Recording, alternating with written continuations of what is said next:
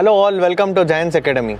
Subscribe to my channel if you haven't subscribed yet and watch all the videos and just put your comments below of how you feel about my videos. Today I'm going to tell you the story of a cancer patient.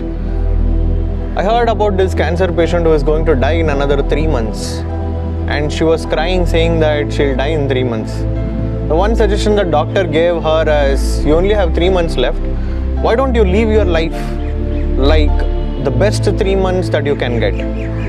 And the next 3 months, the way she lived her life was at her best. No limitations, no judgmental thoughts, not thinking about anything and anyone.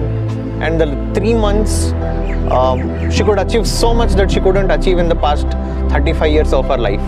She died. That is not a story. I just wanted to tell this story because most of us die even before our death. That is the story that I wanted to tell. We die thinking about a lot of our limitations.